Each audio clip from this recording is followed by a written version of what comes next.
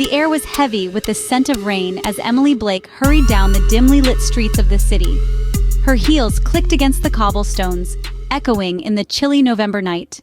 She pulled her trench coat tighter around her, trying to shield herself from the biting wind. The city was alive with a flurry of activity, but in her mind, it was only background noise to the pounding of her heart. Tonight was a night that she would never forget, for better or for worse. It all started 3 months ago when she first met Jack Thompson. Tall, with sandy brown hair and a smile that made her weak in the knees, Jack had waltzed into her life like a whirlwind. They met at an art gallery where Emily was covering a story for the magazine she worked for. He was there to appreciate the art, or so he claimed, but it was clear that Jack was more interested in her than the paintings that surrounded them. Their whirlwind romance had taken Emily by surprise.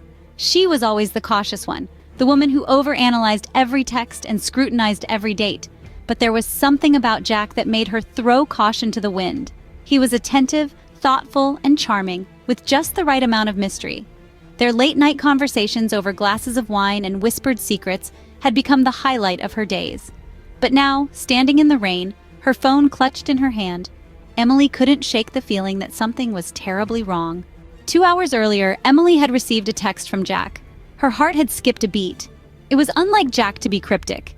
He was usually straightforward, never the type to beat around the bush, but the message had an urgency that she couldn't ignore. She had tried calling him, but it went straight to voicemail. Something about his words, "trust no one," sent chills down her spine. As she approached the intersection of 5th and Lexington, she spotted him. Jack was leaning against a lamppost, his face partially hidden under the hood of his jacket. The light rain had turned into a steady drizzle, casting a sheen on the wet pavement. "Jack!" she called out, rushing toward him. But when he looked up, his eyes were dark and stormy, nothing like the warm gaze she had grown accustomed to.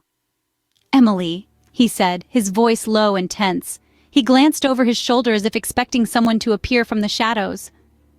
"We don't have much time." "What's going on?" Emily asked, her voice shaking. "You're scaring me." Jack took her hand, pulling her into the narrow alley beside them. The dim light barely illuminated his face, and Emily could see the fear etched into his features. "Initial discovery," Jack whispering said. "I found something I wasn't supposed to find." Emily replied, "What do you mean?" Jack, pulling a small flash drive from his pocket, continued, It has everything. The truth about my company, about me. But it's dangerous, Emily. The people I work for, they aren't who they claim to be." Emily, concerned, asked, "Jack, what are you involved in?" A loud noise erupted from the end of the alley. A car screeched to a halt and the blinding headlights flooded the narrow space. Jack's grip on her hand tightened. Jack, yelling, urged, "Run! Take this and go! Don't stop for anyone, do you hear me?" Emily, in distress, shouted, "No, Jack!" Jack insisted. "Go, Emily, now!" Emily turned and sprinted out of the alley, her heart in her throat. The rain pounded against her and she could hear the sound of footsteps behind her. She didn't dare look back. She ran until her lungs burned and her legs ached, only stopping when she reached her apartment. Emily locked the door behind her and collapsed onto the floor. She stared at the flash drive in her hand, her mind whirling. Emily knew she couldn't stay in her apartment. If what Jack said was true, whoever was after him would soon come for her too. She needed answers, and fast. Emily dialed a number on her phone. Emily said, "Daniel, I need your help. I don't have much time to explain. Can I come over?"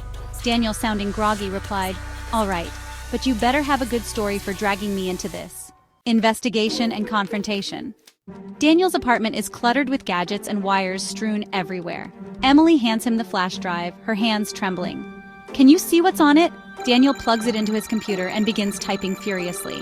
As lines of code flash across the screen, Emily paces the room, anxiety gnawing at her. After what feels like an eternity, Daniel speaks. "Emily, where did you get this?" "It doesn't matter. What's on it?"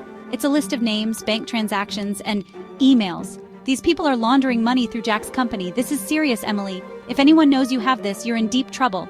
A loud crash is heard. The apartment door bursts open and 2 men in black suits storm in. Daniel tries to shield her, but they overpower him with ease.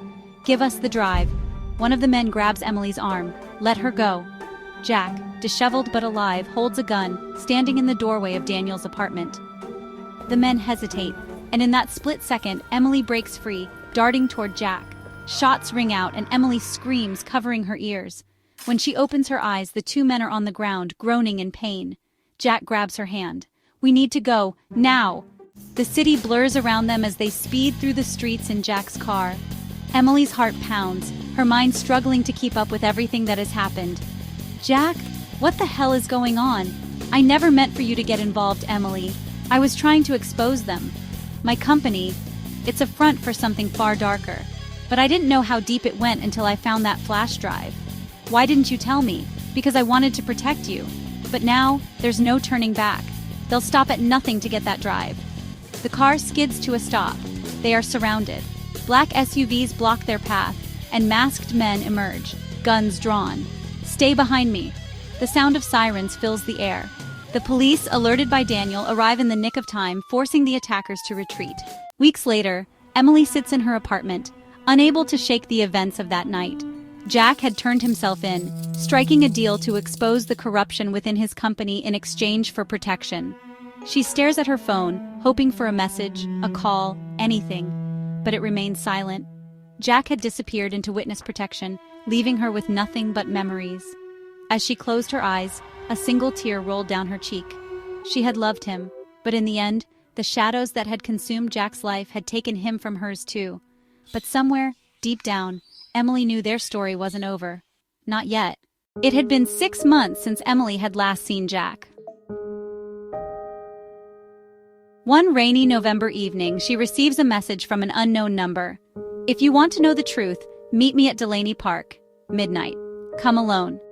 Emily decides to go. Midnight comes faster than expected. She stands alone in the shadows of Delaney Park, her breath visible in the cold night air. The park is eerily quiet. A figure emerges from the shadows. It is Jack. Jack. Emily. Emily. Jack. You disappeared. You left me with nothing. No explanation, no way to reach you. Jack. I know, but I had no choice. I had to go underground. There were people after me. People who would have killed you to get to me. Emily. Is that why you reached out now? Why did you call me here? Jack. Because I learned something. Something that changes everything. Emily, the people who came after us that night, they weren't just after the flash drive. They were after you. Emily. Me? Why would they care about me? Jack? They think you have something, Emily. Something that could expose them. They believe you're the key to unraveling their entire operation, Emily. But I don't know anything. I'm just a journalist who got caught in the middle of your mess. Jack. That's what I thought too. But then I found this. It's a letter. From your father, Emily. My father? That's impossible. He died years ago. Jack, I know. But this letter was hidden among the files I uncovered. Your father wasn't just a lawyer. He was involved in something far bigger. Something that ties into the very people who were after us. And they think you have whatever he was hiding. Emily. What does the letter say? Jack hands her the letter. Emily reads it, tears welling in her eyes. My dearest Emily, if you're reading this, it means I've failed to protect you. I'm sorry. I've been involved in things I never should have been, and I fear that my mistakes will follow you. There's a key hidden in the place where we used to find solace. It will unlock everything. Trust no one, not even those closest to you. Love always, Dad. Emily, the place where we used to find solace? What does that mean, Jack? Emily, think. There's a key. It's the only thing that can bring down these people. Emily, the lake. There's an old cabin we used to visit. That must be where he hid it. Jack, we have to go there now. They'll be on to us soon. The drive to the cabin is tense. Emily can't shake the feeling that they are being watched. When they reach the cabin, it is just as Emily remembered it. Inside, the cabin is cold and dusty. Emily moves to the old bookshelf, remembering how her father would always pull out a specific book to reveal a hidden compartment. She finds a small, rusted key wrapped in a piece of cloth. Jack, this is it. Now, we just need to figure out what it unlocks. The sound of tires screeching outside shatters the silence. Jack, they've found us. Grabbing Emily's hand, he pulls her toward the back exit. Armed men burst through the front door, guns drawn. Man in black hand over the key. Emily's mind races. In a desperate move, Jack grabs Emily and pulls her behind him. Jack, run, Emily, I'll hold them off.